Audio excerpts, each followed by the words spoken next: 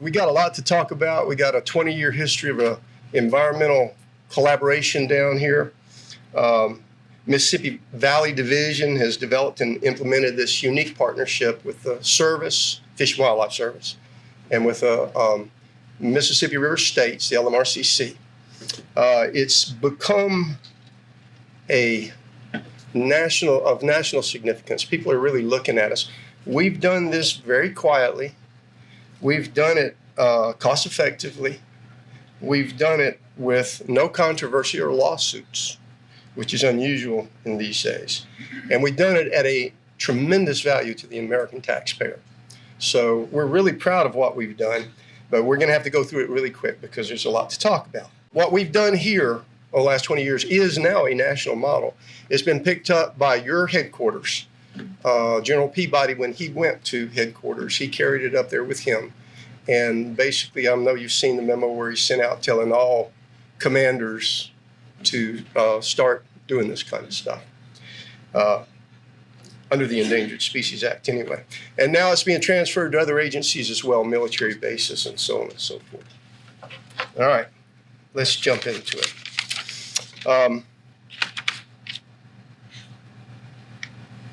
That's right.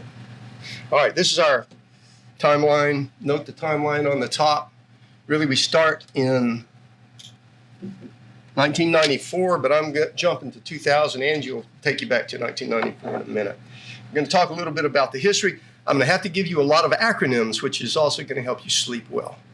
But y'all should be very used to those. You're just going to get a few highlights. This program that we've got going down here was spawned by Endangered Species Act regulations that had really significant impact to Corps budgets, which led us here in the lower Mississippi River, both in the U.S. Fish and Wildlife Service and the Corps, to really reconsider the very foundations of the original intent of the Endangered Species Act and its purpose. So you're going to get a little bit of technical stuff here in terms of law. And it starts with jeopardy opinions. Now, I don't know if you know what biological opinions are, but all federal agencies are required to consult with Fish and Wildlife Service for any actions that might adversely affect listed species. The result of this consultation is called a biological opinion. Usually, biological opinions are documents that summarize effects, authorize take, identify measures to minimize take. These are called reasonable and prudent measures. And they identify terms and conditions of implementing those measures.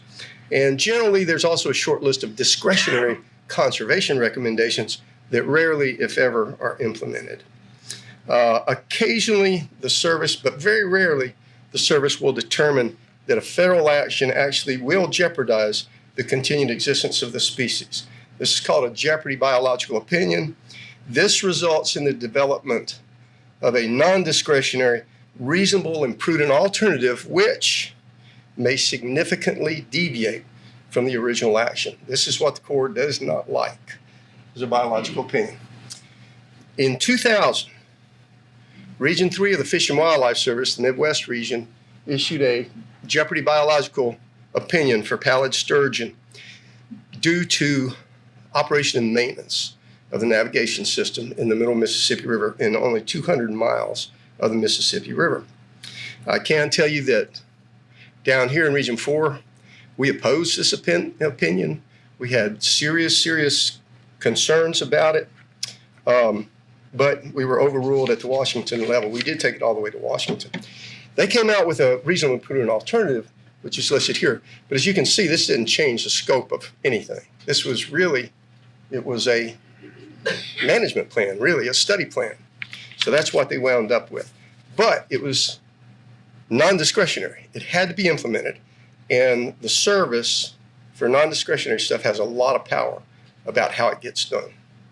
All right, this was followed the same year by our jeopardy biological opinion for the Missouri River, which included not only the system of dams in the Kansas and the main stem, but also the operation and maintenance of their bank stabilization and navigation project. That sounds an awful lot like the Mississippi River again. So again, saying this jeopardized the continued existence of the species. Now this reasonable and prudent alternative, or RPA, it did kind of affect the Corps very seriously because it did start monkeying around with how the whole system was operated in terms of water storage and water release. It mandated some habitat acquisition, restoration. It mandated non-engineer involvement in regulating the system, as well as an adaptive management program and a huge propagation program. This wound up costing the American taxpayer to date roughly $800 million over a 10-year period is what it cost. This one's still in the news. Yes. Huge right now. Huge. Yes. Huge. All right. So this is the range of the Pallid sturgeon. If you'll notice, basically the Pallid goes from the Gulf of Mexico all the way to the headwaters of the Missouri River. And over half of this is navigable, basically from Kansas down into our area down here. So suddenly what we had was jeopardy, navigation, operation and maintenance, and to some extent flood control was jeopardy for the Pallid sturgeon in half of this reach. Whereas in our half down here, we were saying no adverse effect because we had worked with the Corps to have certain windows of how we were going to operate things, and we were saying there was no adverse effect to Pallid sturgeon. Oh, also the Missouri River opinion also went on to cover interior least terns and piping plovers. So 3 species there, not just Pallid. So here we were stuck in a dilemma. If O&M constitutes jeopardy in 1,000 miles of river above us, why wouldn't it be in effect down here? So I met with the Corps in 2000, started meeting with them in 2001. Later on, their lawyers came in. And in 2001, we were talking about, obviously, I had to recommend a programmatic consultation, just the way the other regions had. I said, let's go through this, let's work through it, let's use what we know and see if we can't show them up. The Corps, Mississippi Valley Division, did not want to go down this rat hole because they saw what had happened in 2 other divisions, and I'm just a blue-collar biologist. They said there's no way you can stand up to these people. And they may have been right. I was very confident that I could make my case. But the second option was even more exciting for me because this is something I had wanted to do for a long time, and this was that we would collaborate under Section 7A1 of the Endangered Species Act to develop cooperatively, to develop an administrative record that showed compliance with the Act. We would build the information we needed, and we'd build trust, because there was very little trust. This was the good old days when Corps hated the service and the service hated the Corps. We were bitter enemies. Anyway, we'd build trust through this process, and at some point, we would have a formal consultation when everybody was on the same page. Now, what is 7A1? Section 7 of the Endangered Species Act is called interagency cooperation. In the original language of the Act, there was only one long sentence under Section 7, and it was that federal agencies shall utilize their authorities by carrying out programs for the conservation of endangered and threatened species. This gave all federal agencies the mandate and the authority to prioritize and conserve listed species under any congressionally mandated program. Basically, it was a super weapon for the Corps. If you look back at the congressional record and the language that was in there, and if you look back at the lawsuits since the mid-1970s under Section 7, you will see that it was definitely the intent of the Corps, of the Congress. This was how we were going to conserve species, was through interagency cooperation, through working together. Unfortunately, when the Act was amended in the late 1970s, the bottom line for all federal agencies was to ensure that we would not jeopardize species. That was the bottom line. That wasn't the role of Section 7. That was the minimum standard. The main standard was conservation. When they realized they hadn't left any loopholes. They amended the act.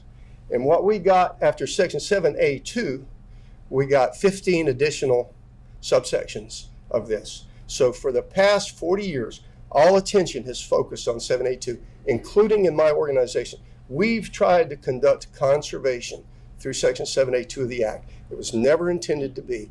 It was intended that it would be done cooperatively under 7A1. So that was our intent. That's what Section 7A1 is. So what does Section 7A1 conservation look like? It's a real simple diagram. The black line essentially is the listing baseline. That's the condition of the species or its habitat when it was listed. The green line is where we want to be to get it off the list. The red line is that dreaded jeopardy level. With cooperative conservation, by pulling these things into your program, not apart from your program, not in addition to your program, but as a part of your program, you're going to improve that baseline. This gives you increased options, flexibility, cost and time savings. It provides methods for partnering. When we first started this, we would go to states and other partners and say, we want you to partner and help the Corps do this. They'd say, we're not going to help the Corps. They dug this hole. They can fix it. That's not happening anymore. We're getting partners now. We're getting TNC paying for operations for restoring habitats in federal navigation waters. That's unbelievable. That's a huge paradigm shift from just a few years ago. Obviously, if you get these benefits, you get less conflict, less regulatory surprises, less mission constraint. And the beauty of this is for you as a federal agency is it's discretionary. It's totally discretionary. Now, discretionary does not mean it's optional. This is the problem we've had, including with my agency. Discretionary is not optional. Discretionary means you can choose the time, the place, the what, when, and the how much. That's all that means. This is the other beauty of 7A1. If we can establish this culture of 7A1 rather than the 7A2 culture, is it gives the action agency or the Corps control of the 7A2 process. And that's what we've worked with down here with your biologists, ERDEC, and your engineers. We work with it nationally with your people now, is to recognize if you know what's going on out there. I mean, think about it. People like me come out of school with a master's education. I'm an old guy, I've been around, but most of these people doing this are kids. They have very little experience. You've got master's level people coming straight out of school telling engineers how to run multi-million or even billion-dollar systems. That's not correct. You guys need to be the leaders. And that's if you will accept the responsibility and the challenge, which is the way we've put it to a lot of young engineers, and they like that, the challenge, that you gain power, you gain control of the Endangered Species Act. Now, guess what? This is not real popular in my agency. You know, nobody wants to lose control. Frankly, we have the same problems with what you've heard of testimony. Yeah. You know, whether the species is in recovery or jeopardy, you know, there are people that are going to show you data on both sides. Yes. That's why you need to be able to have trust in that data. You need to develop. We've gone from calling, you know, a big component of 7A1 of conservation is research. We were using that word and we'd get blank stares, particularly with the Corps. I think it was with General Walsh or Peabody. We started using the word intelligence, basically saying you wouldn't go to war if you didn't have the appropriate intelligence. And that's all this is. You need to know what you're dealing with. So once we put it in that fashion, as you will see, we went out and developed intelligence here and nationally in partnership with the Corps, and it's been completely to your advantage to develop that intelligence. As a result, too, now we've also, Division also revived the Mississippi River Geomorphology and Potamology program, which was a huge deal. And this is going to benefit the Mississippi River MVD tremendously into the future. That's a very, very important program. All right, moving along. All right, that's what I proposed to the division, and they said, okay, let's try it. And this was after almost 6 months of discussion. They said, we'll try this.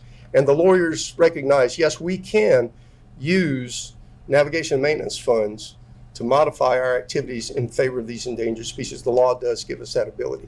And I mean, it's hard to believe people really didn't believe that. I mean, nobody wanted to believe that they could do that, but they could. The lawyers finally agreed. So they said, let's do it, but what does it look like? Well, we had the two biological opinions, the Jeopardy biological opinions, that both of which generally stated that these fish and the birds were endangered because of a loss of habitat complexity due to channel engineering. So we said, well, we have a tremendous amount of habitat complexity in the lower Mississippi River. Let's use channel engineering to protect and maintain that habitat complexity, and let's use it, if we can, to develop ways to actually enhance that habitat complexity. So that's what we did. We agreed to do that. And as a format, we adopted the Middle Mississippi River Reasonable and Prudent Alternative, exactly what the Fish and Wildlife Service had said they had to do, non-discretionary. We took it and said, we're going to do the exact same thing, but we're going to do it discretionarily. And in fact, I can tell you today, we now have a plan. That was one of the RPAs. One of the alternatives was to develop a conservation plan. We have the plan in the lower Mississippi River. Middle Mississippi River still doesn't have a plan. So we beat them, even though we didn't have the money or the funding or the mandate that they had. So this is what we did. So real quickly, these are our three species: the Pallid sturgeon, the fat pocketbook mussel, and the interior least tern. And I want to just show you a little bit of what we've accomplished in the last few years. Now, this is going to be a 10-year summary from 2001 to 2011. Not to date. We actually know a lot more now. But there's a reason for 2011. So when we started this in 2000, the figure on the left there, that's what we knew about Pallid sturgeon. We had 11 historical records dating from the late 1800s through the mid-1900s. And that was it, those yellow stars. Now, in 1990, we found them below Old River Control Structure in the Atchafalaya River, but we didn't know how many we had. That's what we knew then. We also knew that the primary threat had been identified as recruitment failure. In other words, they weren't reproducing. Due to channel engineering was the primary threat. Everything you looked at for threats to Pallid sturgeon dealt with channel engineering. Today, we've got over 1,200 individual fish that we've documented. We've put sonic tags in them. We've tracked them up and down the river. In fact, I believe this boat had a receiver on it, and it might still have, I'm not sure. When it's working, it usually carries one of our receivers. And you can see from that map, from the 2011 data, we literally filled in huge gaps and holes in there. We identify the types of habitats they're using, where they are, when they're there, what do they do at high water, what do they do at low water. And also what we've done is we've converted channel engineering from the primary threat down here to our primary management tool. And we very definitely identify it as such. Interior least tern, roughly the same. When it was listed, there were fewer than 2,000 birds, about 300 from the lower Mississippi River. Again, throughout the range, the primary threat was considered to be channel engineering. Today, we've got probably close to 20,000 birds, over half of which nest in the lower Mississippi River. What we've also found as we started looking at this more rationally was the reason we have so many birds and where the birds do occur, even in other areas, is probably because of channel engineering. In other words, we very well may have more interior least terns today than we ever had historically because of channel engineering. Basically, dikes build higher sand islands. Flood control has shortened the flood duration and has made the floods come earlier and be over later. It's extended the breeding season for the tern, and a very positive thing for the tern, which I believe is why we've seen such a huge turnaround. Again, our primary management tool is channel engineering. The fat pocketbook mussel was never known from the lower Mississippi River. It had never been encountered in the Mississippi River. It was known to continue to occur in the St. Francis and in a small portion of the lower Ohio. Again, the primary threat to this species throughout its range was channel engineering. Currently, we found it, we documented it. I think I found it in 2001, might have been 2002. And boy, you should have seen his face when I came up and said, you got terns in your dike field. Mussels in your dike fields. It was a real shock. I said, it's a good thing, But they're primarily in modified dike fields, so it's expanded its range into the Mississippi River due to channel engineering. Thank you, channel engineering. So we've got a 10-year, up to 2011, we had a 10-year history of research, monitoring, habitat improvement, cooperation, interagency cooperation. We increased the knowledge of all three species. We also worked with Corps headquarters to conduct the first and only range-wide survey of interior least terns that had ever been held. We tied reproduction and recruitment of all three species to secondary channels. That was a real stroke of luck. And we implemented and documented this simple, informal interagency habitat management and improvement program with a proven track record. We did this in spite of 9/11 and 2 wars, which just as we'd have people on board, they'd get sucked away. And we'd get everybody understanding again, they'd get sucked away. It's amazing that we survived those first few years to the extent that we did, but we did. Because generally people could see this was a good thing. And almost as bad were new people cycling in that would come in from the Corps and say, well, what in the world are you people doing? We don't cooperate with the service. And the same thing with us. We would hit other service people and say, what are you doing? The Corps is our enemy. We don't talk to those people. We tell them what to do. So, but we did it. And we used our administrative record. Oh, I took that slide out. Never mind. We did this for 10 years. We were never legally challenged, but we had arranged it. So if we were, we had a very, very viable defense. We had good data or intelligence. About this time, General Walsh said, you know, we need to formalize this, and because of the turnover, and along came Peabody, and he handed that task over to Peabody. And General Peabody came in. We gave him a briefing. I guess that was late 2011, early 2012 when he came on board. And basically what you just saw, but in spades, very much more detailed. And Peabody said, let's make this happen.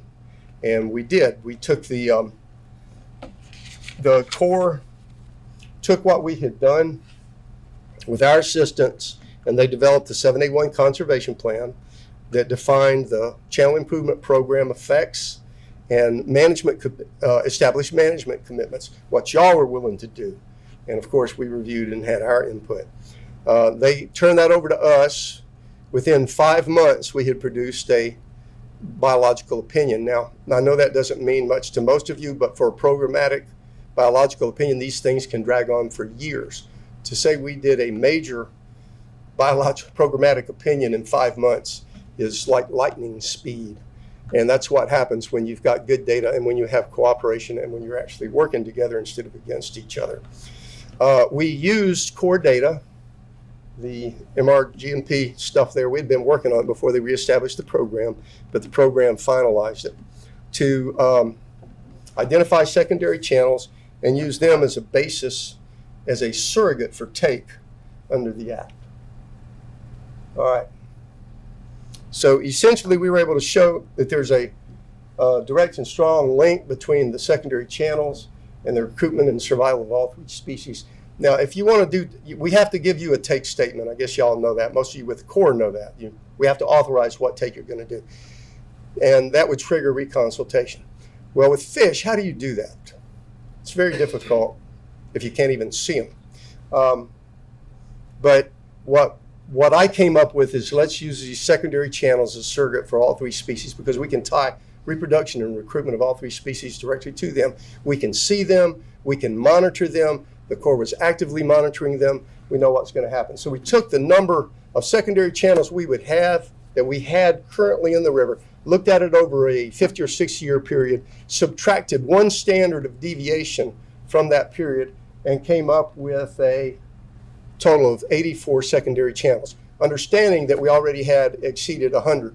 And we had an active program where we were actually creating more secondary channels, so we were increasing that baseline. So the odds of y'all falling below that baseline were very low. We also defined a functional hydrologic or secondary channel as one with connectivity at a +10 LWRP, which is when Angie was showing you those slides earlier today, You notice those were going down to plus 10 LWRP. We prefer in a lot of these to go down to a 0 or even lower, but sometimes the Corps doesn't feel too comfortable with that. And we can live with that, but a plus 10 basically increases your baseline and gives you options. This now authorizes any take of interior least tern, pallid sturgeon, or fat pocketbook mussel incidental to any channel improvement activities, including the modification of secondary channels. So, I mean, you can take them down if you need to, and there's a good reason to do it. You can take them down to that 84, and you're clear with that. So this is a very good thing for the Corps.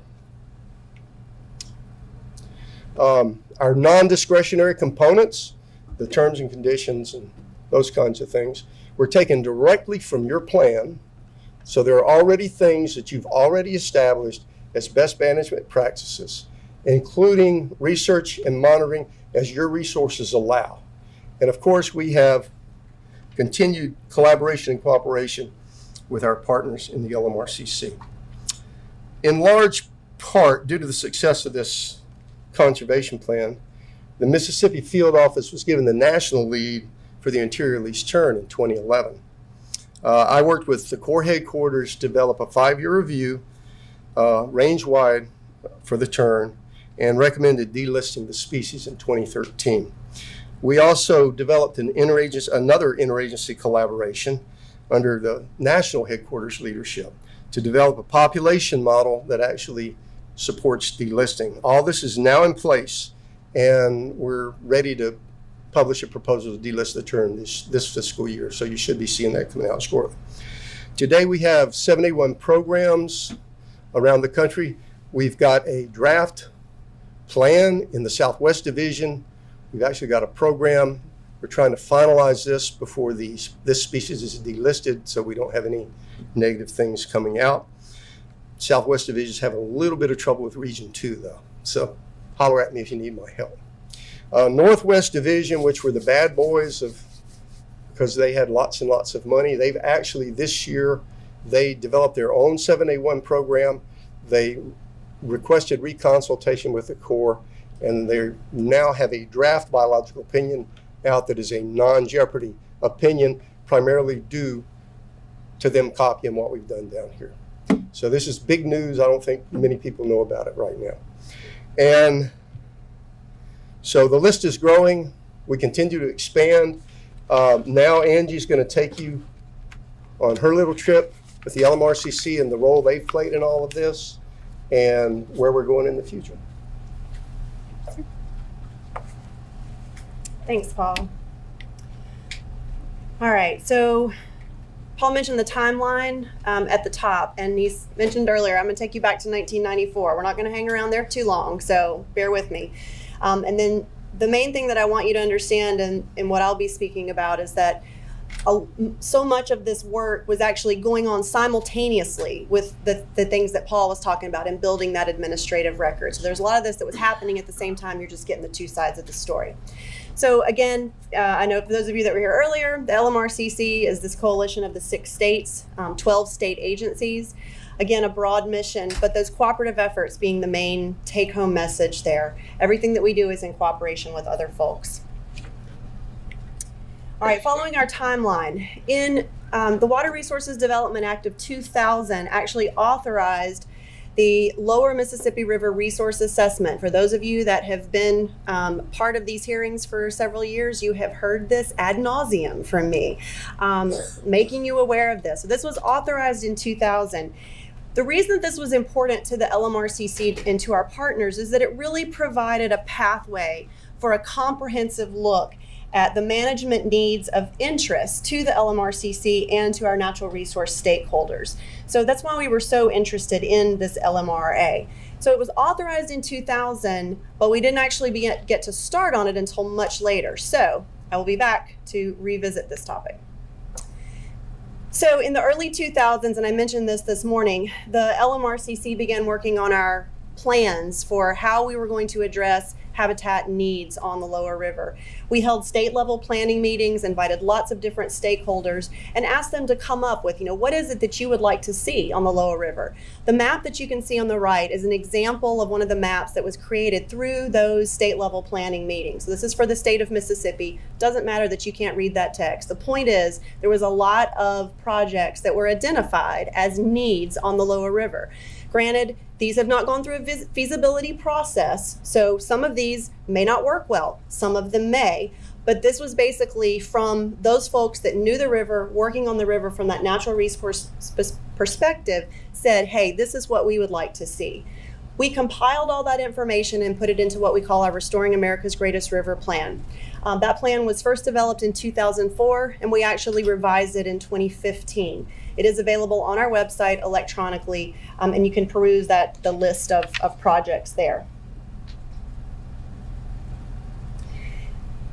And in addition to the habitat restoration components of the information that's in the Restoring America's Greatest River Plan, it also focuses on recreation. So that is a huge interest of the LMRCC as well. So we have noticed that in many places along the river, access is pretty limited. So if you want to get out there in a kayak, you got to be a really, really tough paddler. If you want to go downstream and get back up to where you put in, that's going to be really tough. And there's really, really long distances between your access points. So some of these projects were definitely boat ramps for access.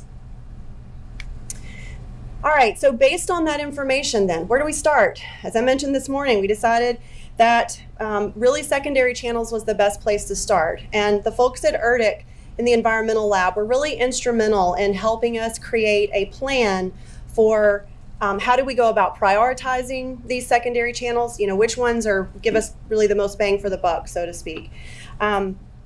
And the dike notching that had been going on in the lower river actually started in the 80s, and the Corps was working on some of these places to try to decide, is this something that's feasible to do? Does it work? Does it have any negative impacts on the navigation channel? And we weren't seeing any negative impacts. And so it was in 2006 that the LMRCC came to the table and said, hey, we really want to partner with you guys. Based on what we knew, and what we were learning from the 3 listed species, like what Paul was talking about, we knew that secondary channels were really important to those 3 species. And so we were able to utilize fish passage funding through the Fish and Wildlife Service, again, to create this partnership where money's coming from the Fish and Wildlife Service. We're able to utilize the expertise of the engineers with the districts in order to know exactly where we need to place those dikes, at what elevation are we comfortable dropping those down to. We want to get to a +10 or below, but where's that comfort level there? And then using the LMRCC to actually hire the contractors and the Corps providing inspection of those to make sure that we're doing what needs to be done in an appropriate place and manner. So definitely a partnership approach there. And again, we to date have 29 projects on this map, so all those red dots. We've got a couple of yellow triangles you'll see, those are projects to come. But we're really proud of these 29 projects that represent over 100 miles of habitat where we've improved flow in these secondary channels. And that's something that, again, is all wrapped up into this biological opinion for these 3 species. So all of this is going on. The LMRCC is continuing to do our secondary channel work in partnership with y'all. And between 2006, when we first started, and 2012, we had done about 9 projects at that point. So we're plugging away. But again, we still want to be able to look comprehensively at the lower river. And so the LMRA that I mentioned that was authorized in 2000, we actually were able to complete a reconnaissance study for it that was finalized in 2010 by General Walsh. And then we moved forward in 2012 with actually beginning this process. So the LMRA looked at 3 different pieces. It looked at information needed for river-related management. Now, this is not looking at navigation and flood control. We have a good handle on that. There was no need to dive into that. But this was more from a natural resource perspective, ecosystem management perspective. The second assessment looked at the natural resource habitat needs. So this was taking information that was in the Restoring America's Greatest River Plan and really expanding upon that. What are those opportunities out there? And then the need for river-related recreation and access. And as I've already mentioned, access has been a big issue on the lower river. So we started these, we completed the first assessment in 2013. By 2015, all 3 of them were done. So this was a great partnership. This was based out of the Memphis district, and we had a really good group of folks working on this. The final assessment that was completed in July of 2015 basically summarized the 3 assessments and provided a list of recommendations. And this report went through the Corps' approval process, and it was actually delivered to Congress in July of 2016. So a few examples from those 3 programs that I mentioned. The Data Science and Communications program. The particular recommendation that I want to highlight here, and this is, again, just examples from each of these, is a water quality monitoring program. So as we were going through the LMRA, you realize that most river systems, including the upper Mississippi River, has a very detailed water quality monitoring program. So we know what's going on with that resource. And it's a really important piece to have.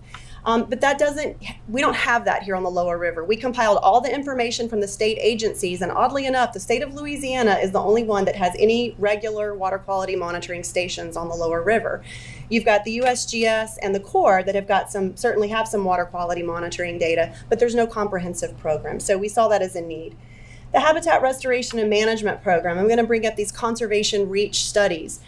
So we, as the LMRCC, have been working on these individual projects in, basically where we can get them on the river, where it makes sense. The idea behind the conservation reach studies is to take like a 30 to 40 mile look at the river. You're looking at a big stretch of river, and you're looking at all the available opportunities there for habitat restoration.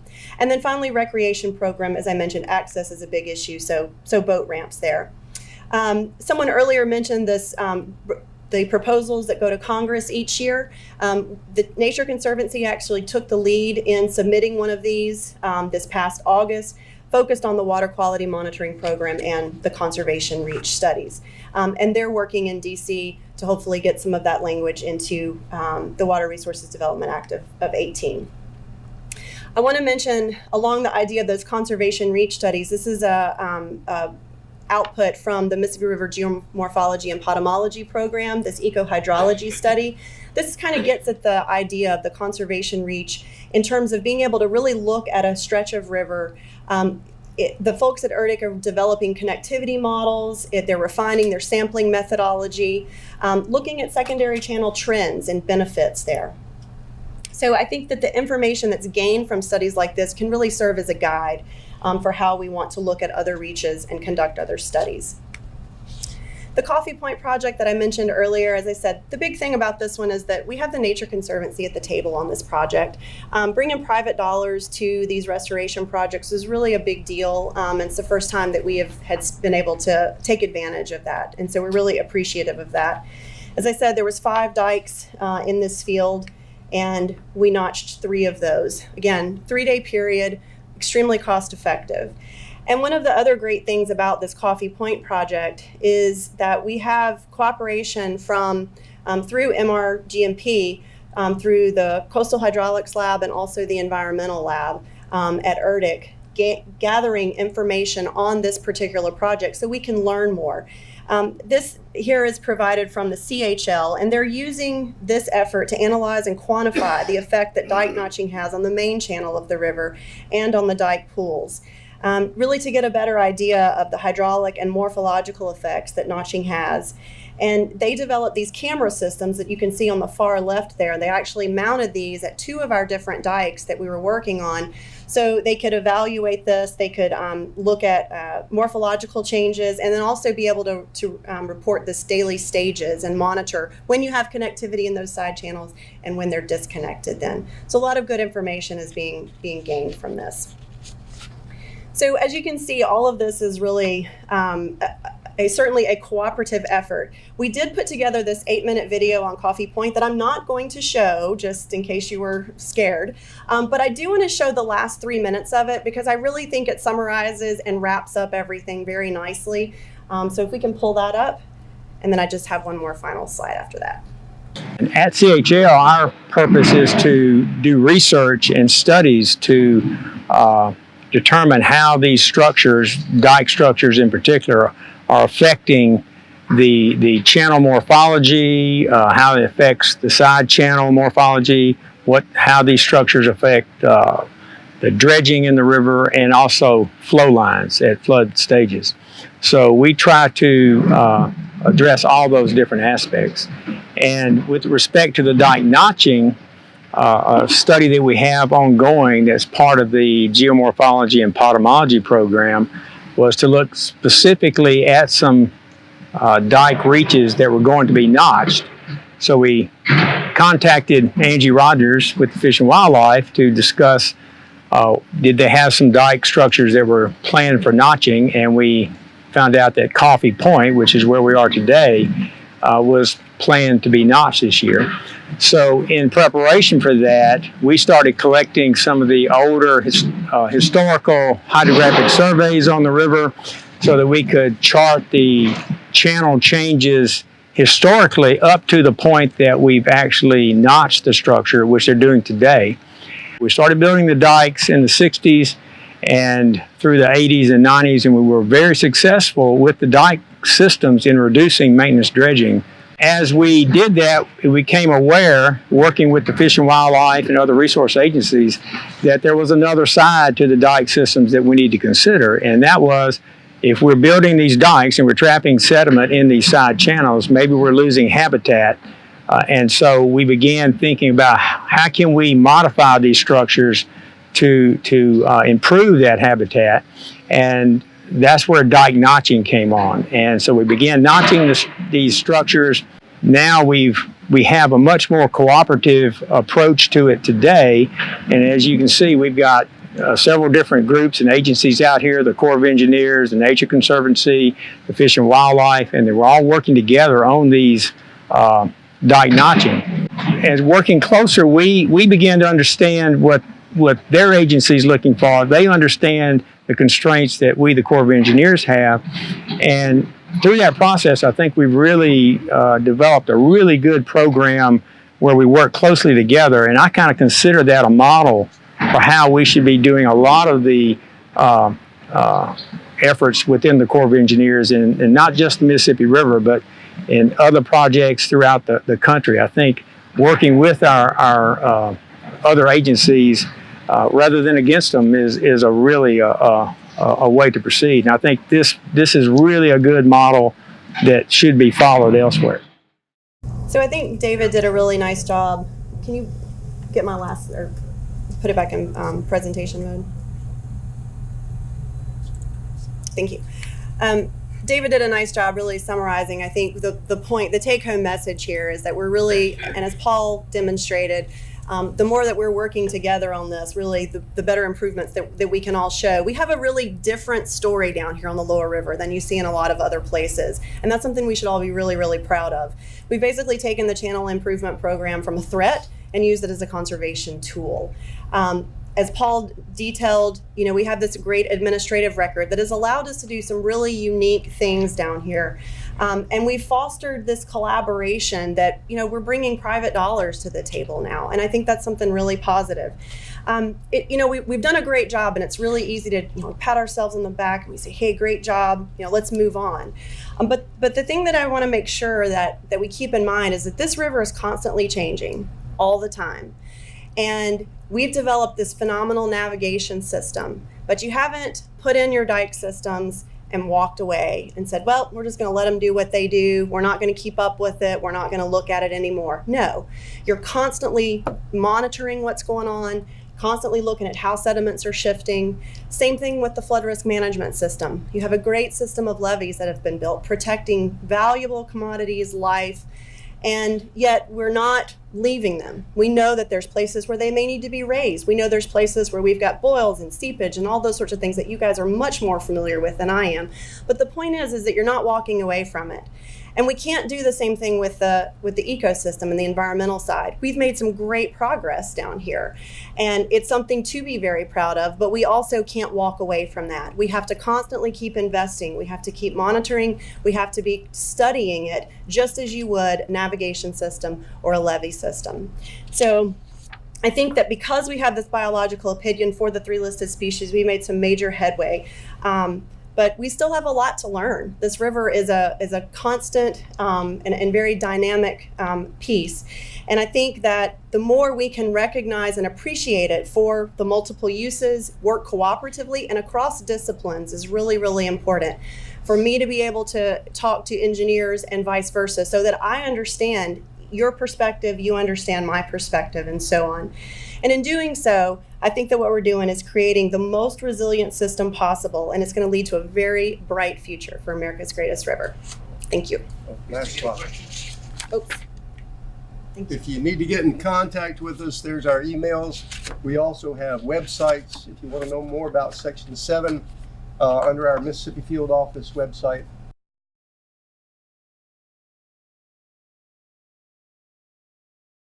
There. You can't get off that easy. You got to answer the question. All right. Absolutely. So my question is, did you have to? I saw a picture. It looked like there was former meanders where one end was closed. As part of this, did you have to reopen any of these secondary channels, or the ones that you're focused on already clear secondary channels that have an inflow and an outflow? It really depends on That's a this good is one. this is probably the one that you're I referring was to. referring to another one that looked there. You showed some. The only question is, are you actually creating any secondary channels, or just using current existing ones? We're basically using existing secondary channels, but we're making massive improvements to them. So if you have this channel here, but if you have a closing structure, you're not allowing the connectivity between this portion of it and this portion of it. So we can basically just go in, remove a section of that dike, and then it allows for that connectivity. And in some cases, you'll see the river backing up from the downstream end, and coming up this way. But the idea being that we're allowing for a more continuous flow. And, we know that as the river drops, you're going to eventually lose connectivity there. But the more time that we can have that connection, then the better off for the resource. Most of our projects, we're letting the river do the work. For this one specifically, for example, I think that dike was 15 or 20 feet high. So when we took it down to what? 0? It's either a 0 plus 5. 0 or plus 5, I can't remember which. Basically, behind that dike was solid land at most river stages. It was a big sandbar. That is now scoured out. And actually, one of our partners here was a Quapaw Canoe Company, the only canoe company on the lower Mississippi River, who now can do a circumnavigation because they have a nice hole through the middle of that dike. They were one of our sponsors for this project. So in other cases, you have closed, the tops are closed, as Angie said, but if you give the water a route to go at the higher river stages, you get more flow through there that continues even after the water falls, and it'll self-scour out a channel. The best one is Loosahatchee. Loosahatchee, That right was an across from incredible Memphis. success. That was a 15-mile reach, which was inaccessible at many river stages because of high dikes. We put 11 notches out there through this whole dike field, and now it's accessible pretty much year-round, except for the lowest river stages. The other thing that you need to realize too is, you usually do a restoration effort such as this, even one dike like this.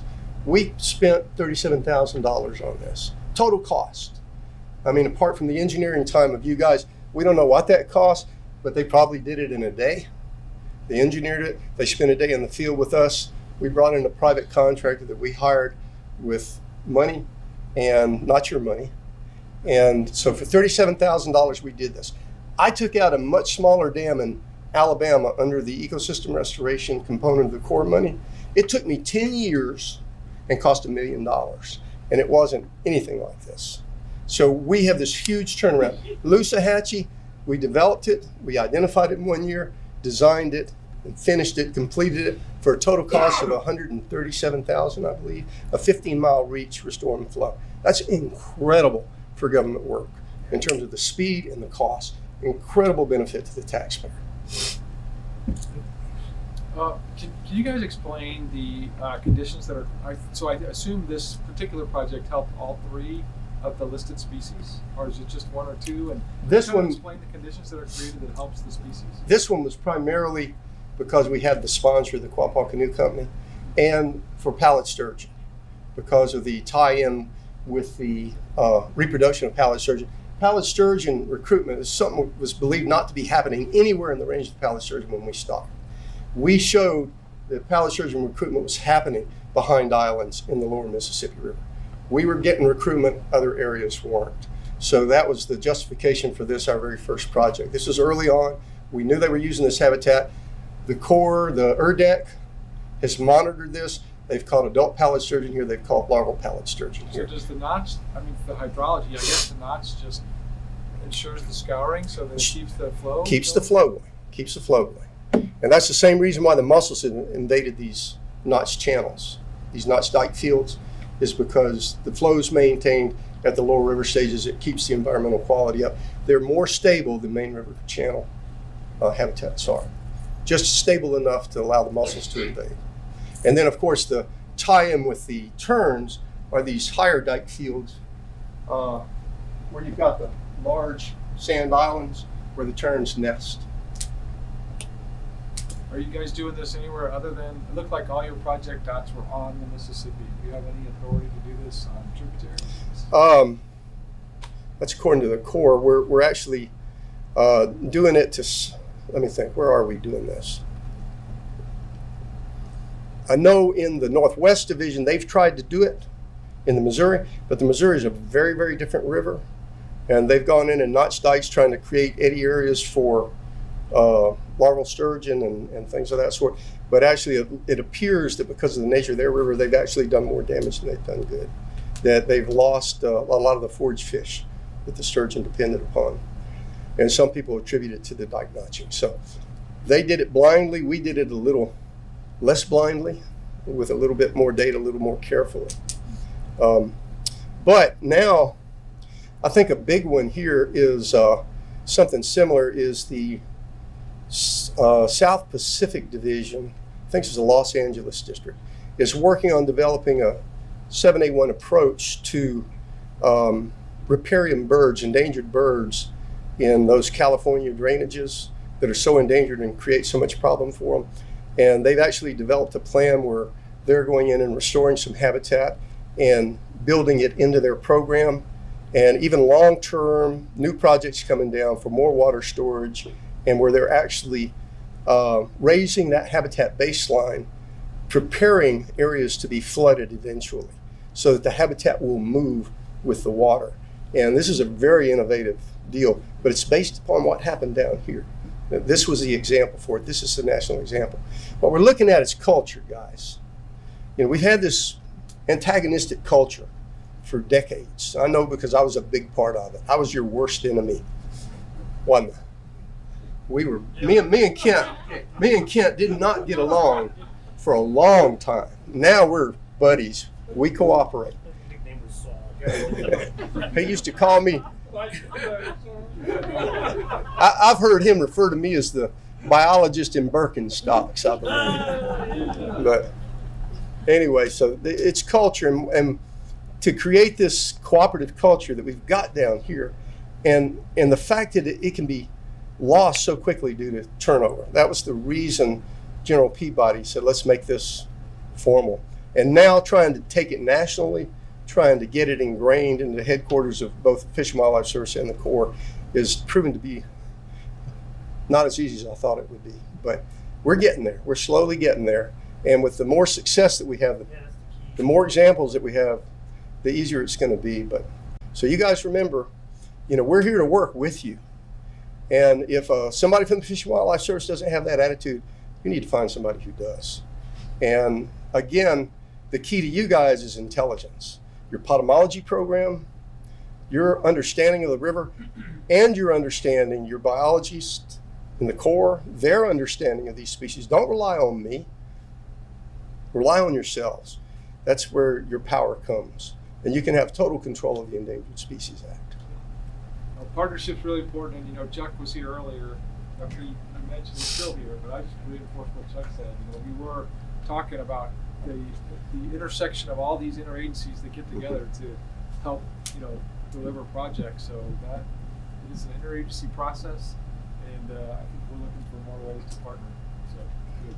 Yeah, I think that's the next question is there anything that you, from your perspective, that you see that this commission could do to help further the processes along or to expand the relationship? Is there anything we can do?